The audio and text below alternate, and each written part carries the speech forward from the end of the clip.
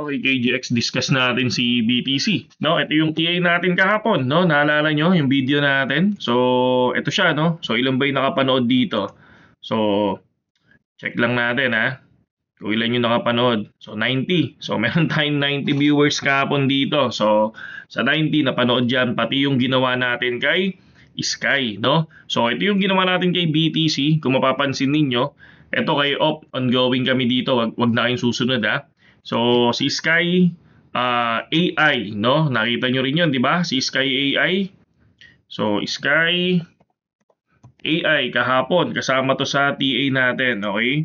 So, ito yung nangyari sa kanya kahapon para lang makita ninyo. So, hintayin lang po natin, no? So, ito siya, no? So, dito makikita ninyo, ito yung TA natin kahapon kay Sky AI, ito na yung inabot niya kahapon. So, ngayon, gagawa ulit ako ng panibagong TA sa kanya. So, hihintayin lang muna natin magkaroon siya ng panibagong structure. Pero, ang tinitingnan ko ngayon ay si FIDA. Bago natin i-ano si BTC, pag-usapan, no, yung pag-i-investan ko, check muna natin to. 60% inangat ni FIDA sa ngayon. No? Dito sa 5 minutes time frame, sa 15 minutes muna tayo. Sa 15 minutes time frame, kung mapapansin natin, ito yung nangyari sa kanya. So far, rejected ang resistance niya at gumagawa siya ng panibagong structure. Ngayon, kung gusto kong pumasok dito, pupunta ako sa 5 minutes time frame. Sa 5 minutes time frame, lagi lang natin nadaan, spread lang natin yan, tapos habaan lang natin. Okay? Para makita natin kung saan ba tayo papasok. So far, kung mapapansin natin, ang hinihintay ko, sana dito ako kukuha. Kasi possible, pwedeng balikan yan. Di ba? Pero ngayon, ang gagawin muna natin, dahil gusto lang natin mag-trade, no? Hahanap lang ako ng multiple rejection, katulad nito. No? So, pwede natin ilagay sa dulo.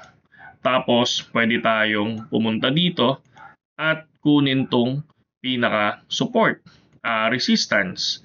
So, yan yung nakikita natin ngayon. So far, 61% ang inangat nito ngayon, no? Pero, pwedeng abutin to ulit at lumagpas dito. No, pwede yan. Ngayon, kung mag-entry ako dito, make sure na ako lagi kami sa Telegram na 20% profit lang, nag-out na kami. Ganon din dito sa baba, 20% profit lang, no?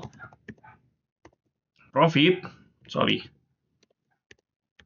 Nag-out na kami. Ganon din dyan sa baba, no? So, sinisecure na kaagad namin yung profit, no? Tapos naghahanap na lang kami ulit ng coin dahil sa gainers and losers trade, hindi ka mawawalan ng iti-trade. Okay? Hindi ka mawawalan ng iti-trade dyan. Okay? So, balik naman tayo ngayon kay BTC, no? So, balik tayo kay BTC. Punta muna tayo kay BTC. Again, tulad ng sinabi ko sa inyo, no? May mga question din kasi tayo kahit sa TikTok, kahit sa Facebook, no? Diniscuss na natin kung kailan tayo mag-i-invest. Ako kung kailan ako mag-i-invest kay BTC, no? Tapos tingnan lang muna natin sa 1 hour time frame. So ito yung sinabi natin diyan, no? Ang tanong, anong next na coin after ko kay BTC? So ako lagi kong sinasabi sa inyo, no? So lagi lang ako sa top 10 coins. Pero kung pupunta ako sa number 2, no? Ethereum. Sa Ethereum ako pupunta diyan kasi number 2 coin to at ito yung isa sa lalagyan ko soon, no? So pagkatapos ko kay BTC, mag-i-Ethereum naman ako, no? Kung mapapansin natin si Ethereum sa 1 day time frame ni Ethereum, no? Or sa 1 month na natin, sabihin na natin 1 month or 1 week para makita natin. Ito siya, no? So, lumagpas siya sa dating all-time high niya at ito na yung nangyari sa kanya. So, kung titingnan nyo, parang sinusundan niya yung dating market. Yung dating market, kung mapapansin niyo, ayan. Ayan, no? Ito, naabutan ko to kasi last bull run, ay last bear market, nandito tayo. Ay last bull run, nandito tayo. So, ayan na siya, no? So, possible, kung ang bull market tatagal pa, sabi nga natin paano mo malalaman yung end na yung bull market? So, punta ka sa 1 week time frame, makikita mo dun, no? Kasi ito, sabi nila, ano ang next investment mo dito kay GX, no?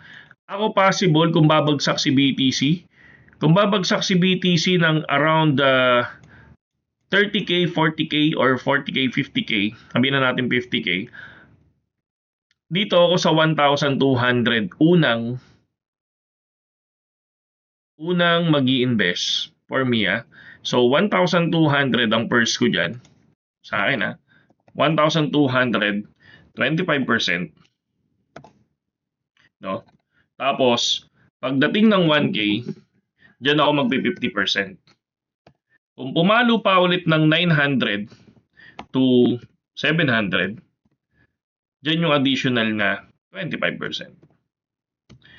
Yan siya, no? So meaning, kunyari, ang ano mo kay BTC, ang buong budget mo for cryptocurrency, kunyari, 200,000. So, dalawang coin lang yung gusto ko. Yung 150k ko, kay BTC yun. Yung 50k ko, kay Ethereum. Tapos yung 50k, hahatiin ko sa 25%, 50k, tapos 25%. Ganun yung ginagawa ko ngayon. So far, kung titingnan natin, for me, kung good to buy na ba si Ethereum na yun, ngayon, sa akin hindi pa. No, for me, kung babagsak, unahin ko kasi si BTC So, wala akong iba, hindi ako pupunta dito kay Ethereum ngayon. Puro kay Bitcoin lang ako. No? Kasi hintayin ko, kasi mas low risk para sa akin si BTC. Okay? So, yun lang KGX at sana nakatulong sa inyo yung video natin. Kung wala pa kayong BitGet and B2Nix, no, meron tayong link dyan sa description. So, pakigamit and pag ginamit nyo yan, so PM nyo lang ako para pasok ko kayo sa Telegram natin. Okay? Sa Telegram natin, dun tayo nagbibigay ng TA, actual TA talaga. Okay? So, yung katulad ng ginagawa natin. Saludo sa inyo lahat.